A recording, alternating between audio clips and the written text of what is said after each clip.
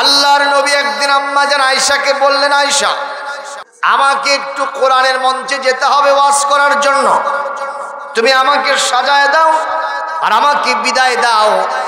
হযরতে আম্মা জান আয়েশা বললেন, হুজুর কোথায় যাবেন? বলে মসজিদের নববীর ভিতরে অথবা অন্য আরেকটা মজলিসে কোরআন তাফসীর করার জন্য। আম্মা জান আয়েশা বিশ্ব নবীকে বিদায় দিলেন। তিনি জানালা খুলে দেখতেছেন বিশ্ব নবী যখন রাস্তায় হাঁটেন, মেঘমুক্ত আকাশ থেকে মুষলধারে বৃষ্টি হয়ে আমার নবীজির জাসাদ মোবারক আপাদ মস্তক ভিজে লুটপুট হয়ে যাচ্ছে। আল্লাহর নবীর স্ত্রী আমাদের মা মনে মনে তামান্না করলেন আর একটু আফসোস করলেন, এই মুহূর্তে যদি আমি বিশ্ব নবীর পাশে থাকতাম, আমার আঁচল দিয়া নবীর শরীরটা আমি মুছে দিতাম। দেখেন বিবির সাথে স্বামীর কি মহব্বত। আজকে সেই মহব্বত আমার দেশে আছে। স্বামী স্ত্রী আছে কি? গ্রাম বাংলায় তাও কিছুটা আছে, শহর বন্দরের অবস্থা খুবই খারাপ। কতক্ষণ ঠিক না বে ঠিক? এই হুজুর উঠলেন কেন? What is cause? ধরেন ধরেন ধরেন গেল মুরব্বী, মুরব্বী এক নম্বর হলে ছাড়তে হবে। এদিকে তাকা, মুরব্বীরা সাবধান, ভাইরাল হয়ে গেছে। যেরকম ঠিক কিনা? আজকে স্বামী স্ত্রীর মহব্বত নাই, দা কুমড়ার সম্পর্ক। ঠিক কিনা? দার কুমড়া এক জায়গায় রাখলে কি হয়? কাটে যায়। ঠিক না? কি কারণ? এটার একটাই কারণ, স্বামী তার বিবির অধিকার আদায় করে না। এই কারণে বিবি তার স্বামীর কথা শোনে না। স্বামী যদি বলে এখন দিনের 12:30, স্ত্রী তখন বলে কেবল সকালবেলার সূর্য উদিত হইতেছে। স্বামী যদি বলে এখন দিন, কয় না এখন রাত। এরকম উল্টা পাল্টা কারবার আছে না নাই? এক এলাকায় স্বামী স্ত্রীর গন্ডগোল খুব বেশি ছিল। মাতবর সাহেব বিচার সালিশ করতেছে। একজন এসে বলতেছে, মাতবর আপনার বিবি খরস্রোতা নদীর ভিতরে পড়ে গেছে, ও ভেসে যাবে, এখন তাড়াতাড়ি বিবিকে উদ্ধার করেন। উনি আস্তে ধীরে গেলেন, এদিকে স্রোত যাচ্ছে, ভাটির টান। যেরকম ঠিক কিনা? এই দিকে স্রোত যায় আর ওই মাতবর সাহেব স্ত্রীকে খোঁজে উজানে। কোন দিকে খোঁজে? উজানে। লোকেরা বলে আপনি মাতবর, তার সেরা মানুষ, কে আপনাকে মেম্বার বানাইছে? ভাটির টানে এদিকে ভেসে যাবে, স্রোতের টানে। যেরকম ঠিক কিনা? কিন্তু এদিকে না খুঁজে আপনি এদিকে খোঁজেন, কারণটা কি? কয় এই বিবি আমার সারা জীবন উল্টো চলেছে, আজকে নদীতে পড়ে ভাটির টানে এদিকে গেছে, আমি বিশ্বাস করি না ও উজানেই গেছে। জোরে কন নাউজুবিল্লাহ। সুতরাং স্বামী স্ত্রীর মহব্বত এটা হলো স্বর্গীয় জান্নাতি মহব্বত।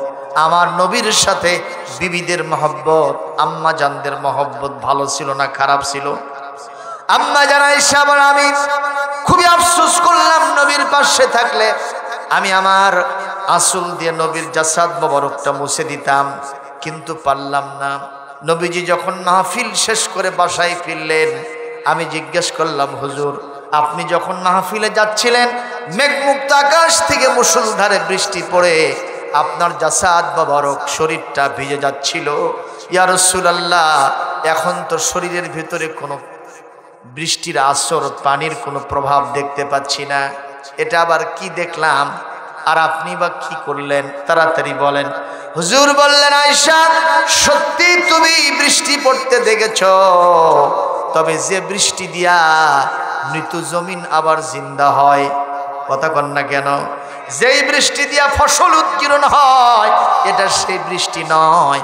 যারা কোরআনের মাহফিলে যায়, আলোচনা করে এবং শোনে, আল্লাহ পাক তাদেরকে রহমতের বৃষ্টি দিয়া ভিজায়া দেয়।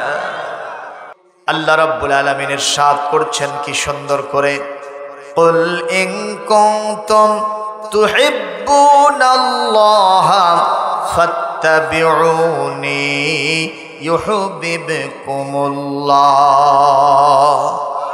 ويغفر لكم ذنوبكم والله غفور رحيم একটু জোরে কোন আল্লাহু আকবার। আল্লাহ রাব্বুল আলামিন বলেন, হে আমার রাসূল, আপনি আপনার উম্মতদেরকে বলে দেন, তোমরা যদি আল্লাহর ভালোবাসা পেতে চাও তাহলে আমি নবীর আনুগত্য করে নাও। সুবহানাল্লাহ কোন। আমি নবীকে যদি তোমরা ভালোবাসতে পারো, আমার আনুগত্য যদি তোমরা করতে পারো, ইউহিব্বুকুমুল্লাহ, আল্লাহ তোমাদেরকে ভালোবাসা দিবে। সুবহানাল্লাহ বলবেন না? দুনিয়ার মানুষেরা কত কাকে ভালোবাসে। 14ই ফেব্রুয়ারি বিশ্ব ভালোবাসা দিবস আছে না নাই? International Valentine day. আমি ওটাকে বিশ্ব ভালোবাসা দিবস বলি না, ওটা হলো বিশ্ব বেহায়া দিবস, ওটা হলো বিশ্ব কুত্তা কুত্তি দিবস। এরকম ঠিক কিনা? কোন কুত্তা, এই যে এখন কার্তিক মাস, কুকুরেরা জোরাজোরি লাগে না?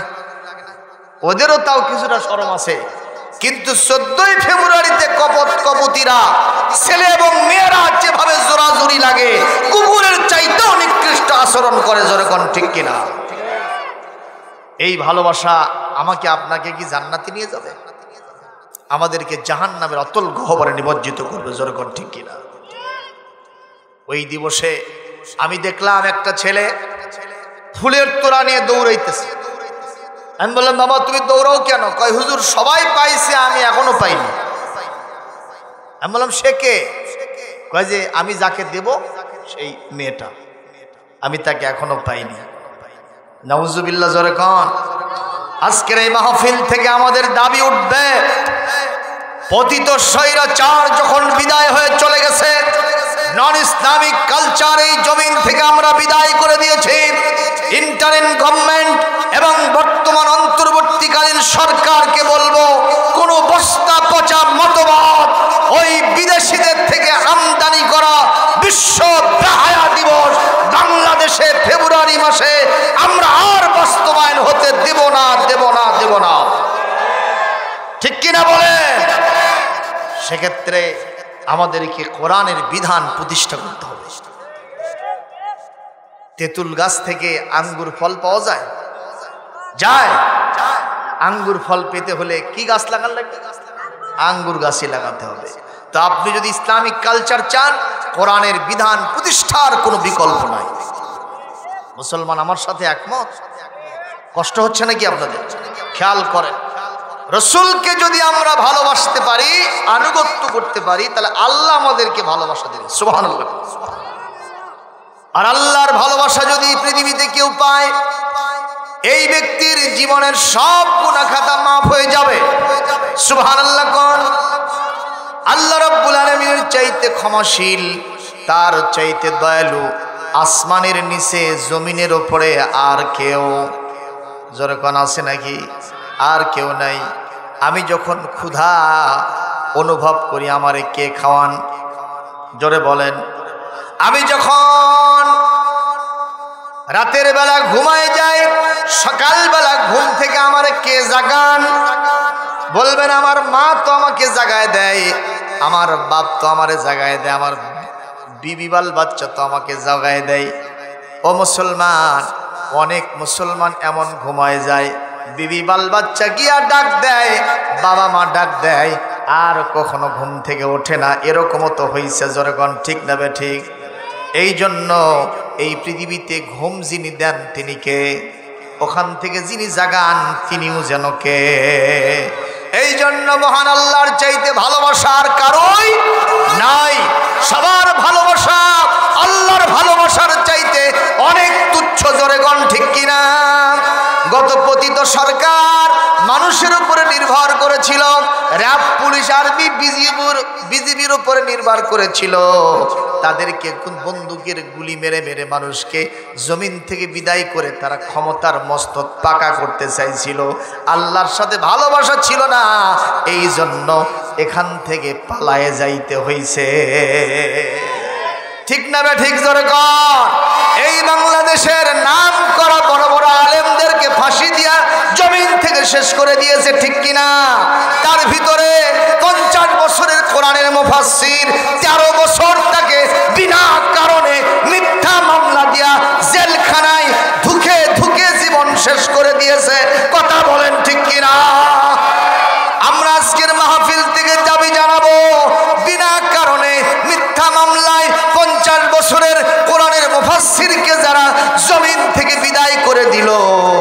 এই বাংলার জমিনে আর জীবনে তারা আসতে পারবে না। কথা কোন ঠিক না বে ঠিক? যেই ডাক্তার সাহেব ইঞ্জেকশন পুশ করে তাকে জমিন থেকে বিদায় করে দিয়েছে, ওই ডাক্তারকে ধরতে হবে, খুঁজে বের করতে হবে, তাকে ফাঁসির কাস্টে ঝুলাইয়া জমিন থেকে বিদায় করতে হবে, ঠিক কিনা? ধনুটের মুসলমানরা কি চান না? সাইদি কি কোনো দলের সম্পদ? এ কথা কন না কেন? সাইদি কোনো দলের সম্পদ? গোটা বিশ্ববাসী বাংলাদেশকে চেনে আল্লামা দেলোয়ার হোসেন সাইদির কারণে। সুবহানাল্লাহ জোরে কর। সেই মানুষটাকে যারা হত্যা করলো তাদের সাথে আমাদের কোনো সম্পর্ক নাই। সাইদির যে হত্যাকারী, যে ডাক্তার তাকে ইঞ্জেকশন পুশ করেছে, এর বিচার হোক, তা কি আপনারা চান? কে কে চান? হাত তোলেন তো দেখি। একজন যদি হাত নিচে রাখেন আল্লাহ কিন্তু বেজার হয়ে যাবে। লিল্লাহে তাকবীর, লিল্লাহে তাকবীর। আল্লাহ পাক কবুল করুন, জোরে বলি আমিন। সুতরাং নবীকে ভালোবাসতে হবে, বিনিময়ে আমাদের ভালোবাসা দিবেন কে? দেখেন নবীর ভালোবাসা কি জিনিস আমি একটু বুঝাবো আপনাদেরকে। রাসূলুল্লাহ সাল্লাল্লাহু আলাইহি ওয়াসাল্লামের একজন সাহাবী ছিল, তার নাম হলো সাদ সালবি রাদিয়াল্লাহু তাআলা আনহু। কোন কোন riwayat আছে সাদ সালামি রাদিয়াল্লাহু তাআলা আনহু। তিনি একটা বেটে মানুষ, চেহারাটা তরকারির পাতিলের নিচে যেরকম কালো কুৎসিত থাকে এর থেকে বেশি কালো, নাক চ্যাপ্টা। কথা বুঝতেছেন না? এরকম একটা কালো মানুষ, বেটে মানুষ, নাক চ্যাপ্টা মানুষ, দেখতে কি খুব ভালো লাগবে? এই সাহাবী একদিন রসুলের কাছে বসে থেকে কাঁদতেছেন। রসুল বললেন, ইয়াস সাদ সালামি লিমাজা তাবকি, বাবা তুমি কান্দো কেন? কথাটা কিন্তু মনোযোগ দিয়ে শুনতে হবে, তাছাড়া বুঝবেন না। বাবা তুমি কাঁদতেছো কেন? আল্লাহর নবী বললেন, সাদ কান্দো কেন? সাদ সালামি বলছে, হুজুর আজ থেকে কয়েক বছর পূর্বে আপনার হাতে হাত দিয়ে আমি মুসলমান হয়েছি। ইয়া রাসূলুল্লাহ, ইয়া হাবিবাল্লাহ, আজকে কয়েকটা বছর পেরিয়ে গেল, আমি আপনার মাথা থেকে পা পর্যন্ত যত সুন্নত আছে আমি সবগুলো সুন্নত মানি। আপনার সব সুন্নত মানতে আমি বদ্ধপরিকর, কিন্তু আপনার একটা সুন্নত আমি আজ পর্যন্ত মানতে পারি নাই। হুজুর বললেন, সাদ সেই সুন্নতটার নাম কি বলো? সাদ সালামি বল, হুজুর আপনি নিজে বলেছেন, আন-নিকাহু মিন সুন্নতি ফামান রাগিবা আন সুন্নতি ফালাইসা মিন্নি। বিবাহ করা হলো আমি নবীর সুন্নত। সুবহানাল্লাহ কোন। যে ব্যক্তি আমার এই সুন্নত থেকে মুখ ফিরায় নেয় সে আমি নবীর দলের মধ্যে থাকতে পারবে না। বলেন নাউজুবিল্লাহ। বিয়ে করা কার বিধান? জোরে কোন। ফানকিহু মা তাবা লাকুম মিনান নিসা। কোরআনে কারীম সূরা নূরের 32 নম্বর আয়াত আল্লাহ রাব্বুল আলামিন বলেন, ওয়া আনকিহুল আয়ামা মিনকুম ওয়াস-সালিহিন।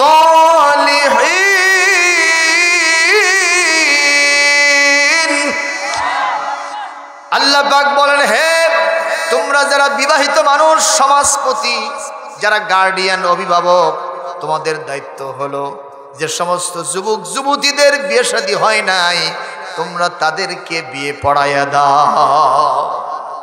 তার মানে বিয়েটাকে সহজ করো, বিয়ে কঠিন করো না। আজকে আমাদের দেশে বিয়ে কি সহজ না কঠিন? জনগণ, বিয়ে যদি কেউ 18 বছরের নিচে করে আর যদি 20 বছরের নিচে ছেলের বয়স হয়, মেয়ের বয়স যদি 18 বছরের নিচে হয়, সঙ্গে সঙ্গে ইউনূস সাহেব কারো মাধ্যমে যদি সংবাদ পায়, তার বাহিনী নিয়ে এসে ওই ছেলের পিতা, মেয়ের পিতা এবং বর সাহেবকে গ্রেফতার করে নিয়ে গিয়ে রিমান্ডে নিয়ে শাস্তি দেয়। জোরে কর নাউজুবিল্লাহ। অথচ এই ছেলে মেয়ে যদি জেনা ব্যভিচার করে, হোটেলে মটেলে বাগানে গার্ডেনে গিয়া, লোকালয়ের বাইরে গিয়া যদি জেনা ব্যভিচার করে তারা যদি দাদা নানাও হয়ে যায়, তারপরেও তাদেরকে কেউ ধরা ছোঁয়া করে না। জোরে কোন ঠিক কিনা? তাহলে সমাজটাকে সিধা চলে না উল্টো চলে? আল্লাহ বললেন বিয়ে সহজ করো, আর আমরা বিয়ে করলাম কি কঠিন, ঠিক কিনা বলে? আর বিয়ের সময় উল্টা পাল্টা কারবার। ইসলাম বলেছে যে এই মেয়েটাকে তুমি নিয়ে আসবা তাকে তুমি মোহর দাও। ওয়া আতুন নিসা সাদুকাতিহিন্না নিহলা ওয়া আতুহুন্না উজুরাহুন্না ফারিদা। জোরে করে আল্লাহু আকবার। তোমাদের বিবিদেরকে ফরজ হিসেবে মোহরানা আদায় করে দাও। আপনারা কারা কারা মোহরানা দিয়েছেন হাত তোলেন তো দেখি। এই যে এই লোক দেয়নি, উঠে চলে গেল। এই ভাই, মোহরানা দিয়েছেন আপনারা কারা কারা দেখি হাত তোলেন তো। এই দেখছেন কামটা সিধা হয় নাই, উল্টা হয়েছে।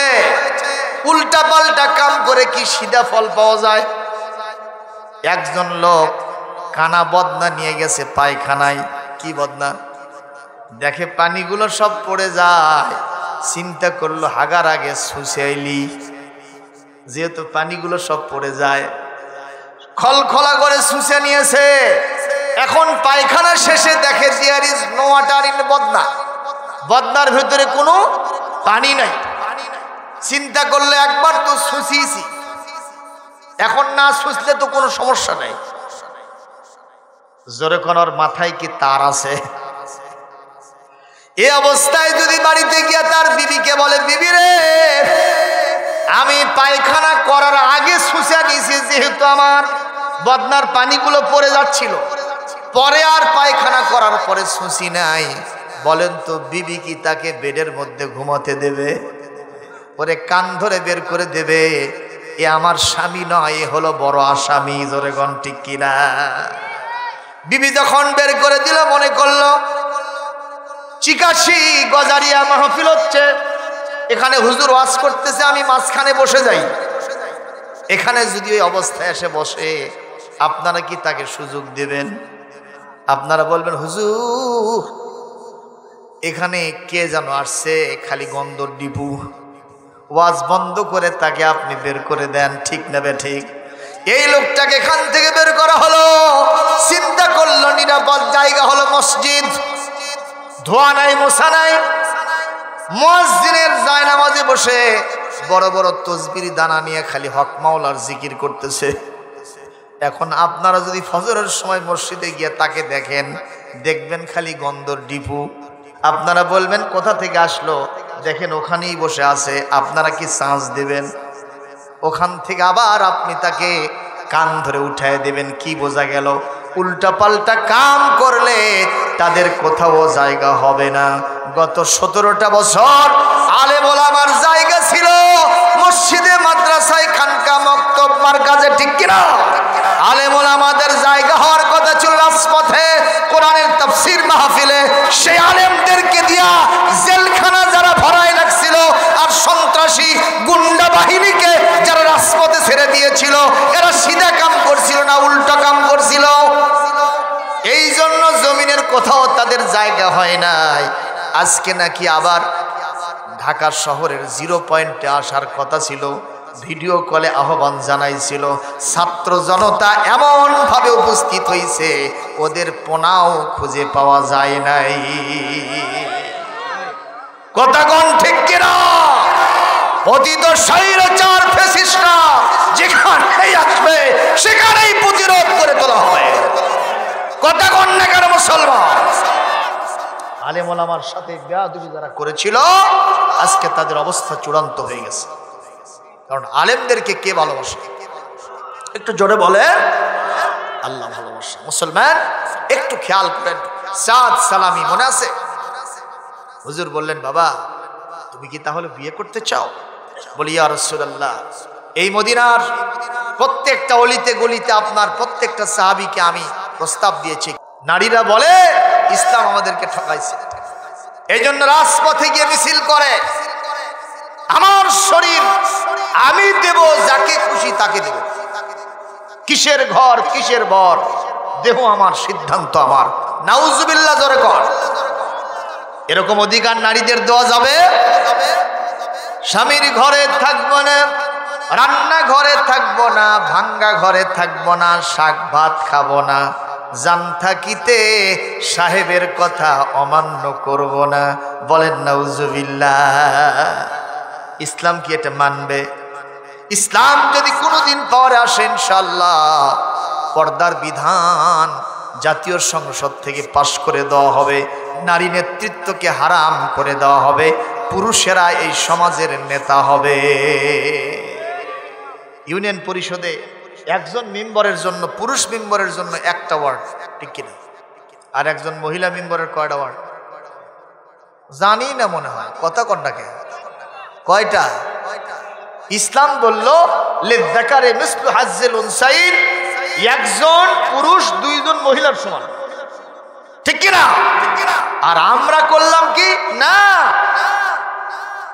হ্যাঁ, তিনজন পুরুষ একজন মহিলার সমান। আল্লাহর সাথে যুদ্ধ করছি আমরা, ঠিক কিনা? আল্লাহ বলতেছে তোমাদের দেশের দ্রব্যমূল্য যে বেড়ে যাচ্ছে, এখন আপনাদের এলাকায় আলুর দাম কত জীবনে কোনোদিন দেখছিলেন? মনে করবেন না ডক্টর ইউনুস আসছে জন্য এটা হয়েছে, এটা হচ্ছে আগের সিলসিলা। কথা কয় না, খালি উঁচা উঁচা ব্রিজ হয়ে লাভ নাই। কত ব্রিজ বানাইছেন আর কত টাকা পাচার করেছেন হিসাব করলে দেখা যায় যে টাকা পাচার হয়েছে অন্তত 10টা পদ্মা সেতু বানানো যেত। আর একটা মানে কয় উনি যদি আসে চুপ করে ফেলে দেব, হ্যাঁ, টুস করে ফেলে দেব। আমার মুসলমান কষ্ট পাচ্ছেন নাকি? কষ্টের কারণ নাই। যদি কারো ভিতরে কোনো পাপ থাকে সেটা আলোচনা করে সংশোধন করতে হবে, এটা ইসলামের নীতি। খেয়াল করেন মুসলমান, সাদুস সালামি বললেন হুজুর এই সুন্দরী মেয়ে, অবলা সরলা মেয়ে, তার বাপের অবস্থা, টাকা পয়সার কোনো হিসাব নাই, গরিব মানুষই আমার সাথে বিয়ে দেয় না, আর এই ধনী মানুষ আমার সাথে তার একমাত্র মেয়েকে বিয়ে দেবে, এটা আপনি কেমনি ভাবলেন? বলে আমার কথাই কথা, আমি যা লিখে দিলাম চিঠিটা নিয়ে গিয়ে তুমি তার বাড়িতে তার হাতে দিয়ে দাও। আল্লাহর নবীর চিঠির একটা সম্মান আছে না নাই? জোরে বলেন। ওই আব্দুল্লাহ বিন উবাই মুনাফিক রাসূলুল্লাহর গাধাকে অসম্মান করছে। রাসূলুল্লাহ যে গাধায় চড়ে যায় সেটাকে অসম্মান করছে।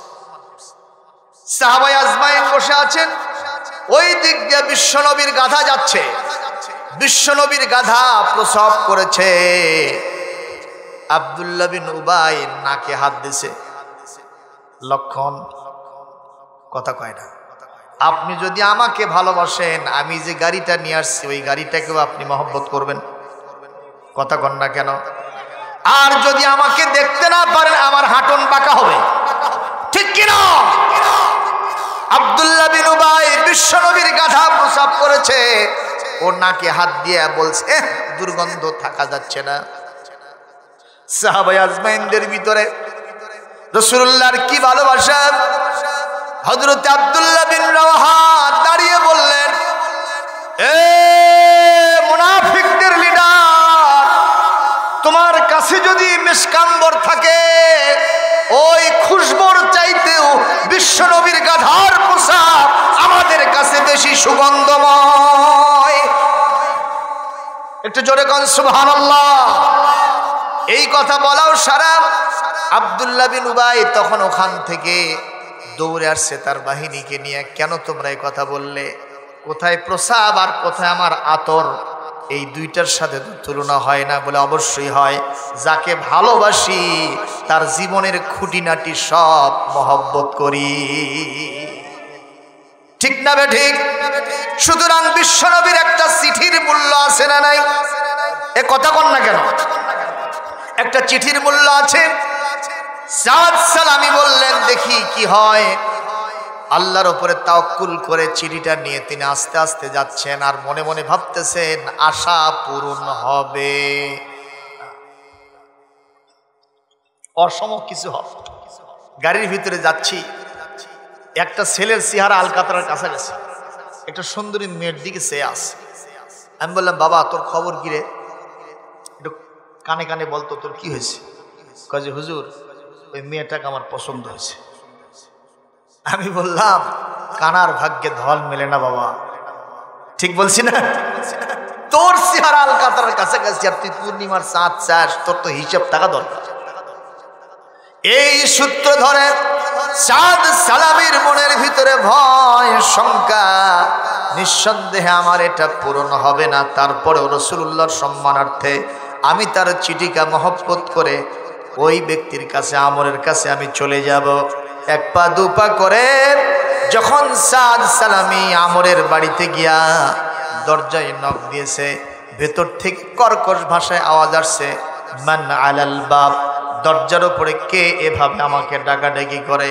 বলে, আনা সাদ সালামী, আমি হলাম রাসূলুল্লাহর সাহাবী, আমি হলাম সাদ সালামী। এর উখরুজ ইলাইয়া, আপনি আমার কাছে বের হয়ে আসেন। উনি তখন বের হয়ে আসলেন, সালাম কালাম হলো, মাজা তুরিদু মিন্নি, what do want to me, তুমি আমার কাছে কি চাও সাদ সালামী? সাদ সালামী বললেন, খুজ রিসালাতান নবী সাল্লাল্লাহু আলাইহি ওয়াসাল্লাম, আমি কিছুই চাই না, আমি বিশ্ব নবীর চিঠি আপনাকে দিতে এসেছি। রাসূলুল্লাহর চিঠি হাতে নিয়ে চিঠিটা আস্তে করে খুলে ফেলেছে। খুলে দেখে রাসূলুল্লাহ সালাম দিয়েছে, উনি সালামের জবাব দিলেন।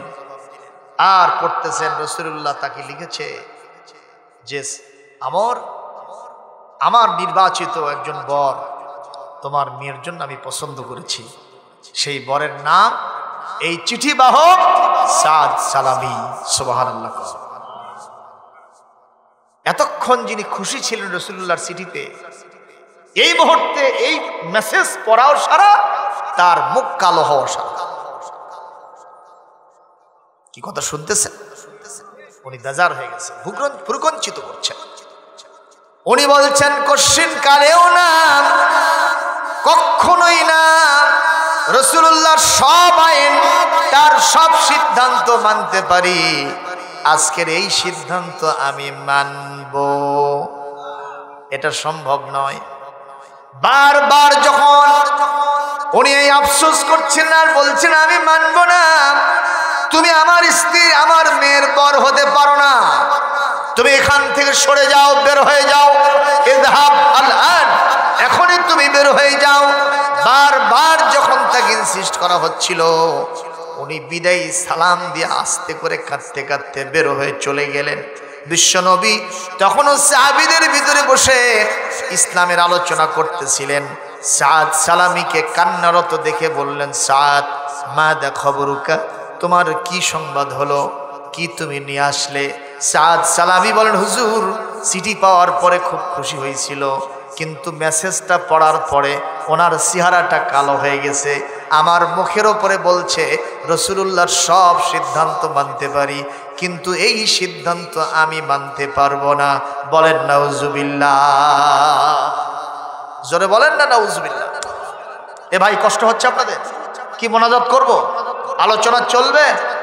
দেখি কারা কারা চলার পক্ষে একটু হাত তুলবেন। কারো হাত নিচে থাকলে ওয়াজ হবে না।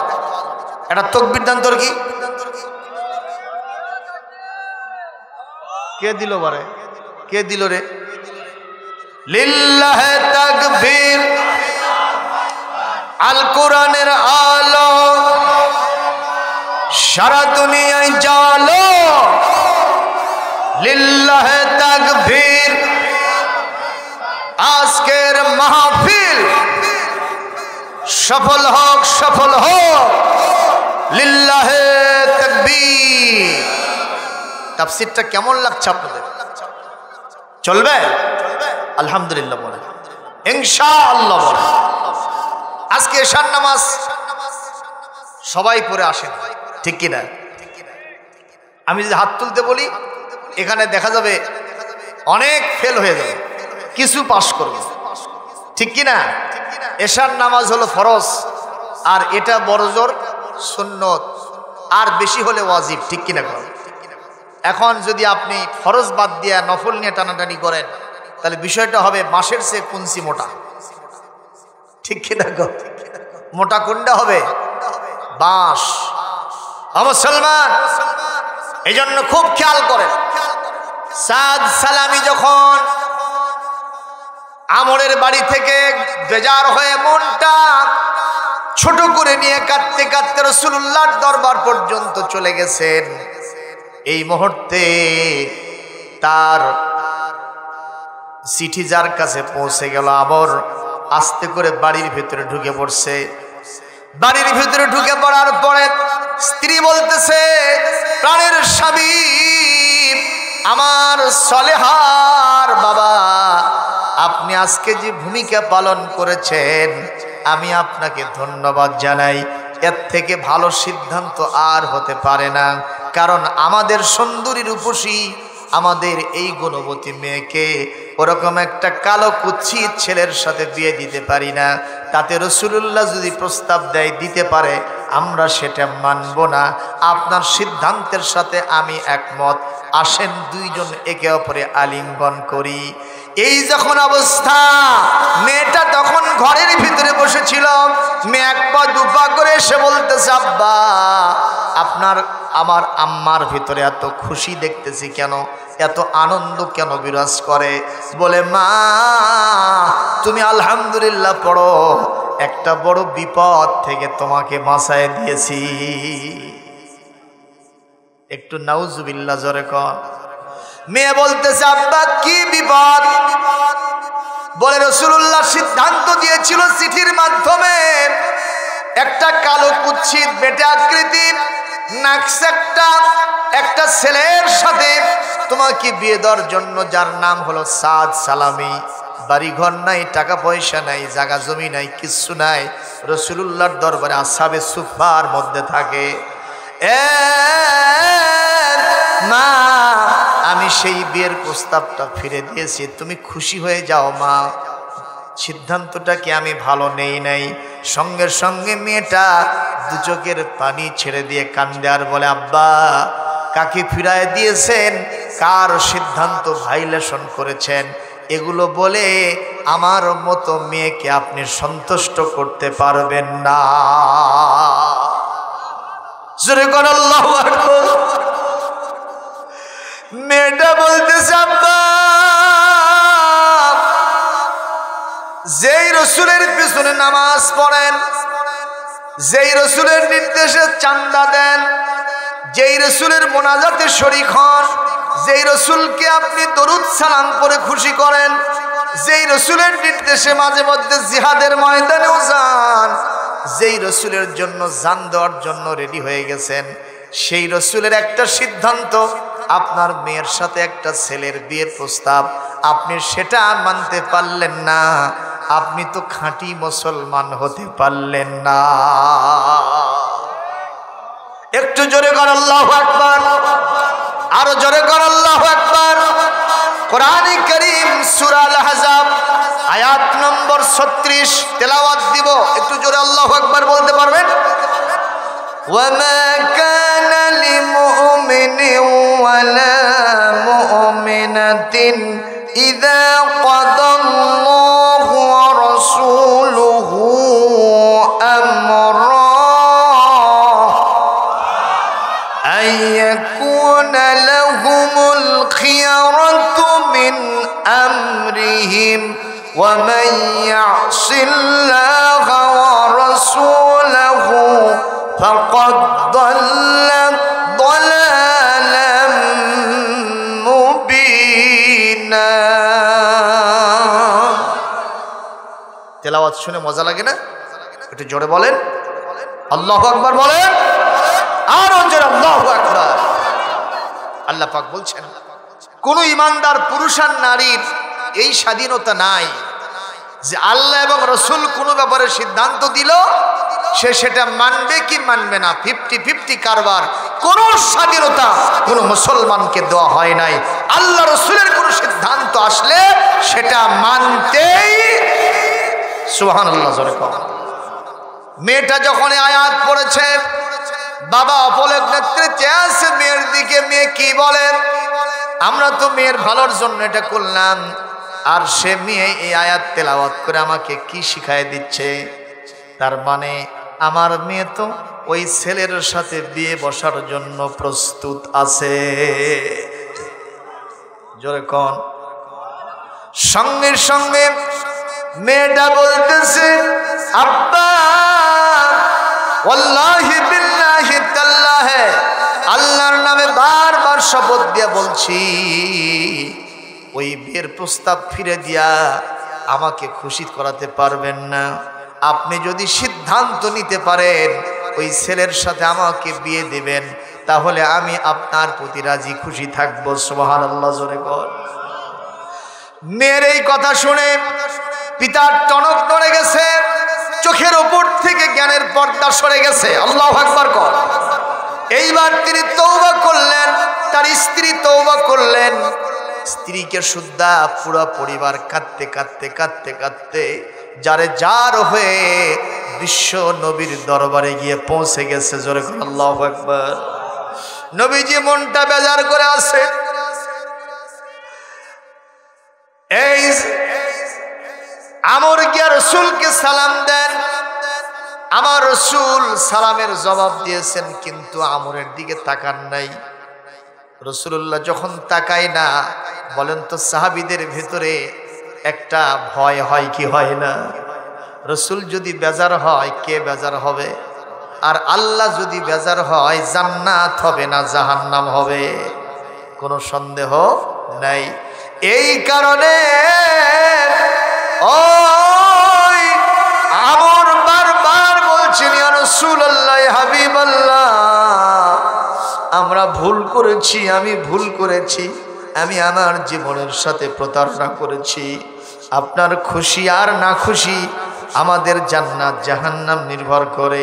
ইয়া রাসূলুল্লাহ, হাবিবাল্লাহ, আল্লাহর নামে শপথ দিয়ে বলছি, আমি যা করেছি ভুল করেছি, আপনি আমাকে মাফ করে দেন, আর আপনার সাহাবীদের ভেতরে আমাকে ভিড়ায় নেন, আমার কসুরটা আপনি, ভুলটা আপনি মাফ করে দেন। সঙ্গে সঙ্গে আল্লাহ পাকের পক্ষ থেকে জিবরাইল আমিন এসে বললেন, ওই আমরের তওবা আল্লাহর কাছে কবুল হয়ে গিয়েছে। নবীজি আপনিও সন্তুষ্ট হয়ে আমরকে আপনার সাহাবীদের ভেতরে ভিড়ায় নেন। একটু জোরে কথা সুবহানাল্লাহ। তাহলে এখন বিয়ে হবে না? হবে না? একটু জোরে কোন, বিয়ে হবে কি হবে না? চেহারা মেয়ের ভালো না বরের ভালো? কার চেহারা ভালো? মেয়ের চেহারাটা সুন্দরী, খুবই ভালো, একটা মার্ভেলাস চেহারা তার। বর্তমান জামানায় চলচ্চিত্র জগতে যে মেয়েরা অভিনয় করে, বলেন তো তাদের চাইতে ওই মেয়ের চেহারা ভালো না কালো? চলচ্চিত্র জগতে যারা আছে, এই যে মমতাজ ম্যাডাম, হ্যাঁ আছে না? পল আছে। রাস্তায় গান গেয়ে গিয়ে মানুষের কাছ থেকে, যুবকদের কাছ থেকে টাকা নিয়ে এনে জীবন চালাইছে। স্বামীর কোনো হিসাব নাই। কথা কটা এ কথা কন না কেন? এই নষ্টা বষ্টা ডাস্টবিনের একটা পোকার চাইতে নিকৃষ্ট যারা, তাদেরকে আমরা সংসদ সদস্য বানাইছি। আল্লাহ বেজার হয়েছে না খুশি হয়েছে? সংসদে পর্যন্ত যে গান গাইছে। আমার বাড়ির সামনে দিয়া বন্ধু আমার রঙ্গ করে হাইটা যায়, হাইটা যায়, জোড়া দেবার বুদ্ধি নাই। এইসব গান গাইছে কি গায় নাই? এই ডলি সায়ন্তনী, কি ডলি সায়ন্তনী গত নির্বাচনে পাবনার সুজনগর থেকে অংশগ্রহণ করলো, ঠিক কিনা? এই মেয়েটার শরীর দেখালো, কৃষকদের কাছে গেছে, জমিনে কাজ করতেছে কৃষকরা, যে বলছে আপনারা আমাকে ভোট দেবেন একটা বার। কথা কয় না কেন? তখন ওরা বলছে ভোট দেব কিনা পরের কথা, আপনি একটা গান শোনান। কয় কোন গান শুনবেন? কয় মাটির গাছে লাউ ধরেছে। ও তখন শুরু করে দিয়েছে, আমার মাটির গাছে লাউ ধরেছে, আমার মাটির গাছে লাউ ধরেছে, লাউটা বড় সোহাগী সোহাগী, আমার লাউয়ের কাছে লাগছে বৈরাগী। এগুলো মানুষ না শয়তান? এ কথা কর না কেন? আবার ওই রাজশাহী থেকে দাঁড়ালো মাহিয়া মাহি, একটা নষ্টা ভ্রষ্টা মহিলা। কথা বলেন না কেন? ওই টাকলা মুরাদের সাথে রাতের বেলায় বিভিন্ন হোটেলে মোটেলে মাতামাতি করছে, ঠিক না বে ঠিক কোন? সেই মহিলা ভোট চাইতে গেছে, যুবকরা স্লোগান দিছে, ভোট দেব কোনখানে? মাহিয়া আপার মাঝখানে। মাহিয়া আপার কোন জায়গায়? জোরে কোন নাউজুবিল্লাহ। মাহিয়া আপার মার্কায় দেবে না, মাহিয়া আপার মাঝখানে দেবে। কি দিবে বোঝেননি? জোরে কোন নাউজুবিল্লাহ। এগুলো গেল কোনটি বারে? এলাকার খুঁজে পাওয়া যাচ্ছে না। জোরে কোন ঠিক না বেঠি? ঠিক না বেঠে? আবার পরিমণি, কি মনি, লঙ্গি ডান্স মারছে, ঠিক কিনা? স্বামীর কোনো হিসাব নাই, বিয়ে হওয়ার আগেই চল, আগে প্রোডাকশন, ঠিক কিনা? এগুলো জেনাকার, এগুলো হচ্ছে নষ্টা ভ্রষ্টা মহিলা। এদের চাইতে আল্লাহ রাসূলের সাহাবীদের মেয়েরা, স্ত্রীরা সুন্দরী না সুন্দরী? একটু জোরে কোন আল্লাহু আকবার। কষ্ট হচ্ছে মুসলমান। এই সুন্দরী মেয়েটার সাথে সাদ সালামির বিয়ের বন্দোবস্ত হয়ে যাচ্ছে। আল্লাহর নবী সাহাবীদেরকে বললেন, তোমরা রেডি থাকো। কথা শুনতেছেন নাকি? কথা কন না, শুনতেছেন কথা? আপনাদের অবস্থা কেমন এলোমেলো মনে হয়? এগুলো কি?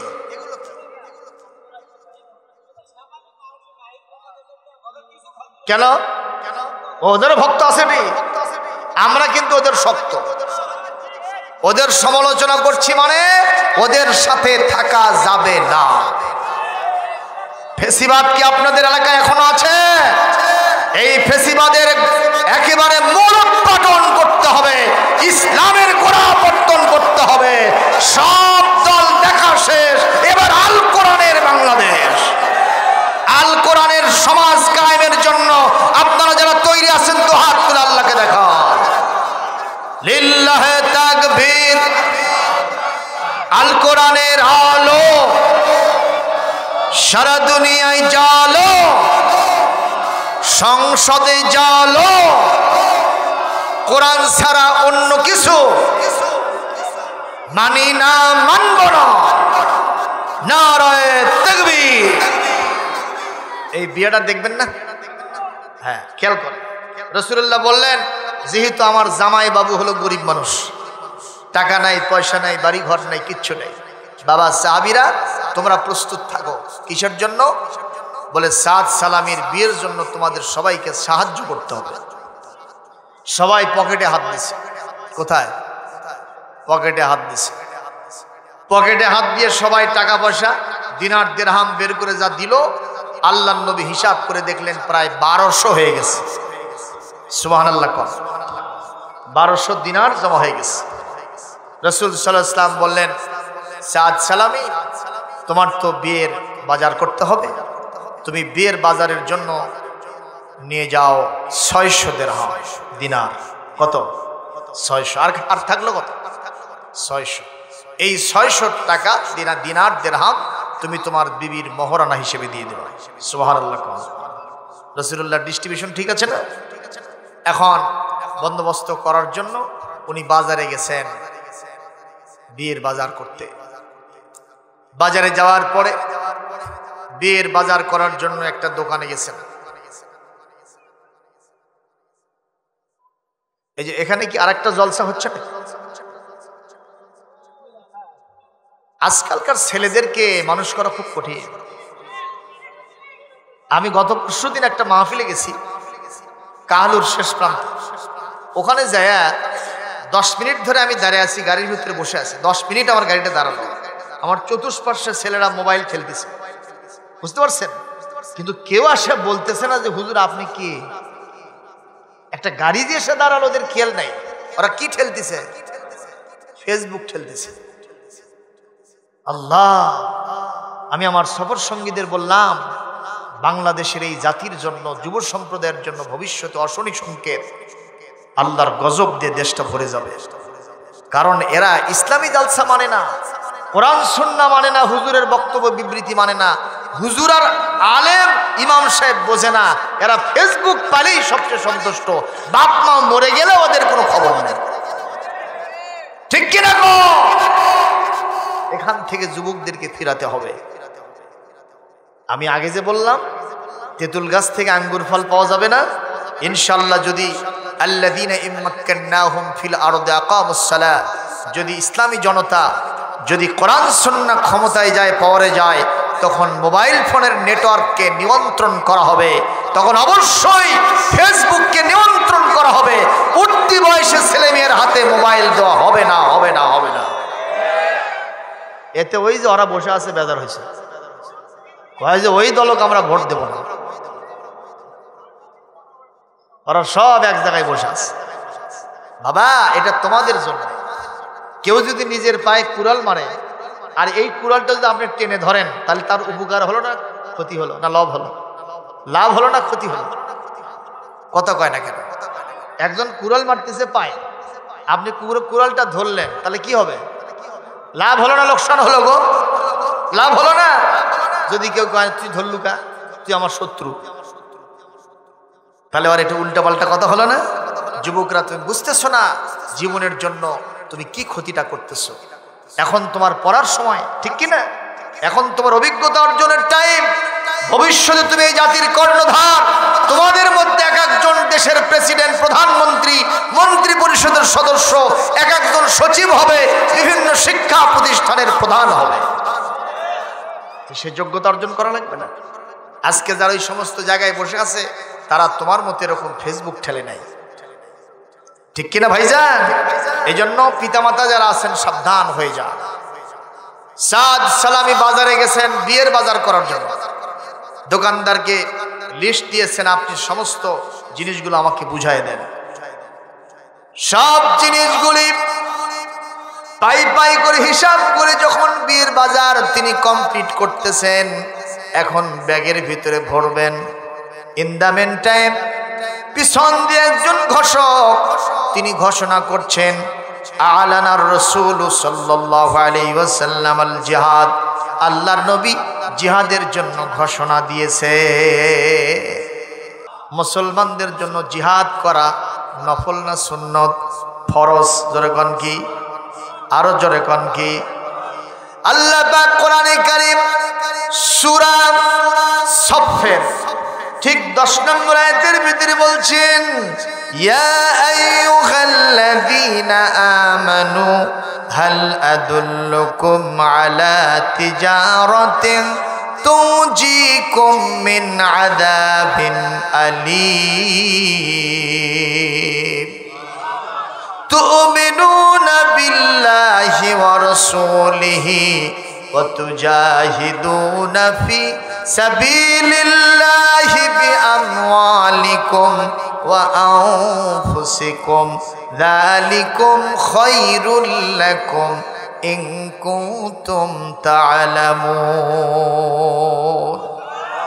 আল্লাহ রাব্বুল আলামিন বলেন, ইমানদারগণ, তোমাদেরকে এমন একটা ব্যবসার কথা কি বলে দিব না, যেই ব্যবসা করলে তোমরা জাহান্নামের কঠিন আগুন থেকে নিষ্কৃতি পাবে। সেই ব্যবসার পুঁজি হল তোমরা আল্লাহর প্রতি এবং রসুলের প্রতি খাঁটি ঈমান রাখবে, আর আল্লাহ রাস্তায় জান এবং মাল দিয়া জিহাদ করবে। তাহলে তোমাদের জীবনের সব গুনাহ খাতা মাফ হবে, জান্নাত তোমাদের পদচুম্বন করবে। সুবহানাল্লাহ, জোরে কোন।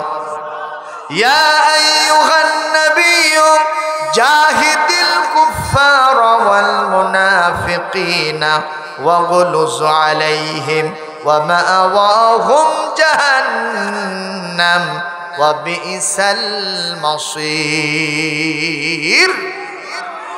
হে নবী, জিহাদ করুন কাফির এবং মুনাফিকদের বিরুদ্ধে। আজকে আমার এই জমিনে মুনাফিক আছে না নাই? কাফের আছে না নাই? তাহলে তাদের সাথেও জিহাদ করতে হবে। অনেকে যখন আমরা জিহাদের জন্য, ইসলামী আন্দোলনের জন্য ডাকি, তখন তারা কয় বাংলাদেশ তো মুসলিম রাষ্ট্র, এখানে তোরা কার সাথে জিহাদ করব? অথচ আল্লাহ বলছেন সূরা তাহরিমের 11 নম্বর আয়াতের ভিতরে, জিহাদ করো তাদের সাথে যারা মুনাফিক এবং কাফের। জোরে কোন নাউজুবিল্লাহ, আরো জোরে কোন আল্লাহু আকবার, আরো জোরে কোন আল্লাহু আকবার। মুসলমান খেয়াল করেন, এই ঘোষণা যখন ওই দিক দিয়ে একজন ঘোষক দিতে থাকে সাদ সালামি, তখন ওখান থেকে পিছন ফিরে তাকায় দেখে সাহাবী দ্রুত ঊর্ধ্বশ্বাসে শুধু ঘোষণা দিচ্ছে, তোমরা যে যেখানে আসো রাসূলুল্লাহর আহ্বানের সাড়া দিয়ে সবাই জিহাদের জন্য প্রস্তুত হয়ে যাও।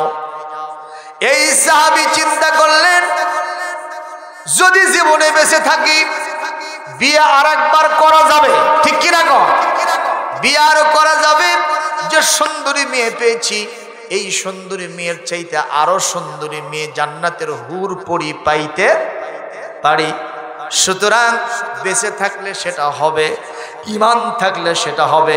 যেহেতু আগে জিহাদের ঘটনা আসতে, আমি এখান থেকে বিয়ের বাজার সওদা করব না, বরং এইটা বাদ দিয়া ওই রাসূলুল্লাহর ঘোষণা অনুযায়ী আনুগত্য করে আমি এই মুহূর্তে জিহাদের জন্য এই সওদা বাদ দিয়ে আমি অস্ত্র ক্রয় করব। উনি দোকানদারকে বললেন, ভাই এগুলো রিটার্ন নেন, এই বিয়ের বাজার আপনি সব ফিরায় নেন। কেন? যে আপনি তো মুসলমান, ঘোষণা শুনলেন না, জিহাদ করতে হবে, আপনি এগুলো বাদ দেয়া ওই যে দেখা যাচ্ছে অস্ত্রের ভান্ডার, ওখান থেকে আমাকে তরবারি দেন, আমি এগুলোর বিনিময় তরবারি কিনবো।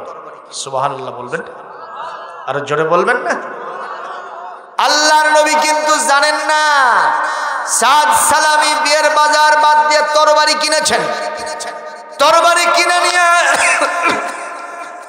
কারোর সাথে পরামর্শ নাই, ইমানি দায়িত্বের কারণে তিনি সরাসরি জিহাদের ময়দানে অংশগ্রহণ করলেন।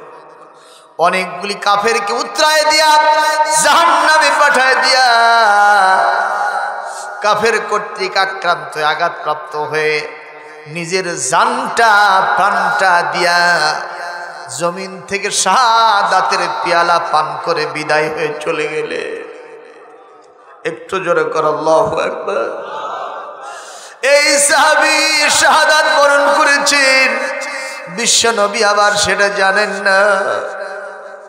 জিহাদে যখন বিজয় হয়ে গেল, রাসূলুল্লাহ বললেন সাহাবীদের লাশগুলি সব, শহীদদের লাশগুলি সব এক জায়গায় করো।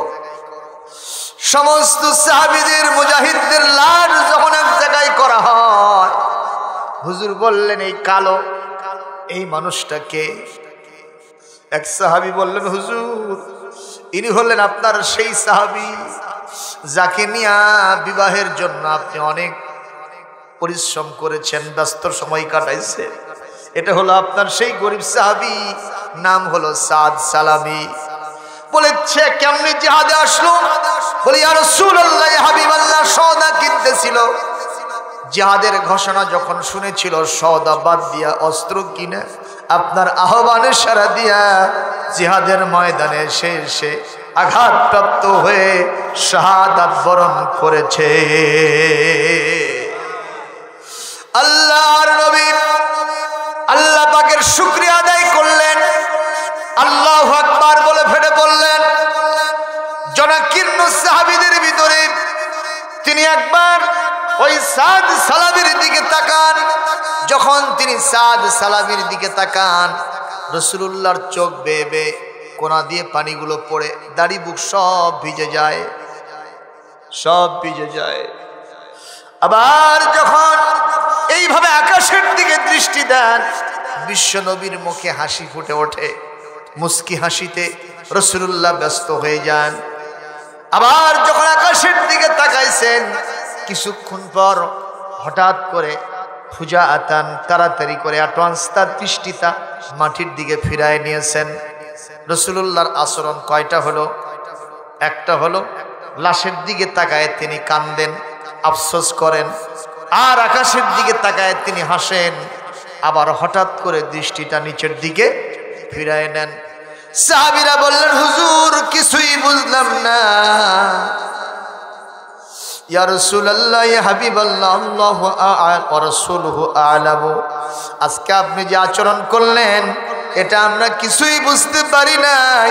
নিঃসন্দেহে আল্লাহ এবং তার রাসূলের সম্পর্কে ভালো বোঝে, ভালো জানে। ইয়া রাসূলুল্লাহ, ইয়া হাবিবাল্লাহ, এটা কি দেখলাম, আপনি কি আচরণ করলেন, তাড়াতাড়ি বলবেন। হুজুর বললেন, সাহাবীরা আমি যা দেখি তোমরা তা দেখো না, আমি যা জানি তোমরা তা জানো না। কে জানায় দেয়?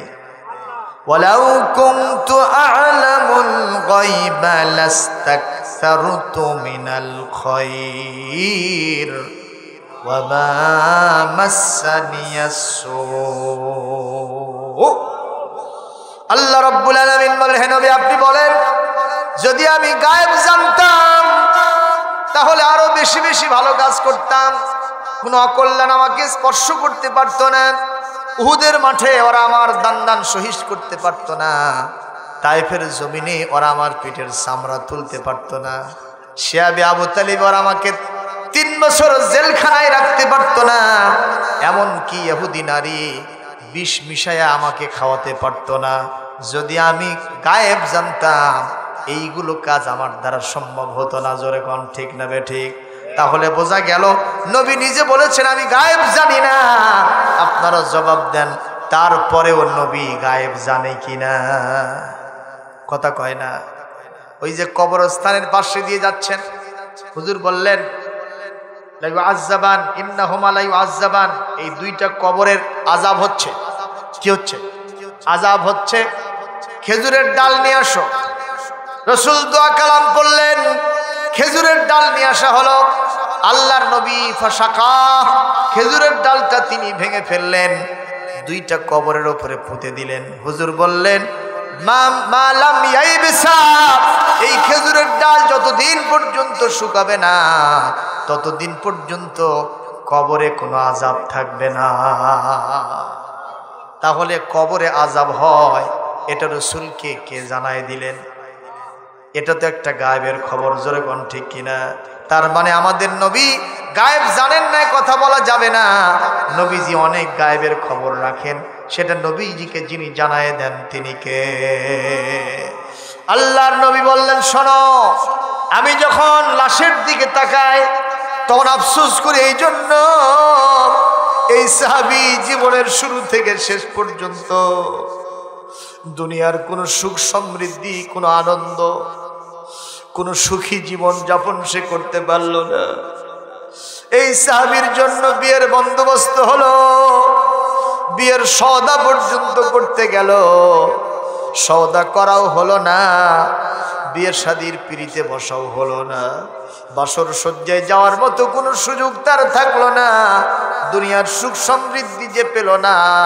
এই কারণে আমি সাদ সালামিকে দেখে আমার চোখ থেকে দরদর করে পানি পড়তেছে। হুজুর বুঝলাম, তাহলে আকাশের দিকে তাকায় আপনি কেন হাসেন? বলে আমি যখন আকাশের দিকে তাকাই তখন তাকায় দেখি জান্নাতের দরজা আমার সাদ সালামির জন্য খোলা, এবং জান্নাতের সব নাজ নিয়ামতগুলি সাদ সালামের জন্য প্রস্তুত হয়ে আছে।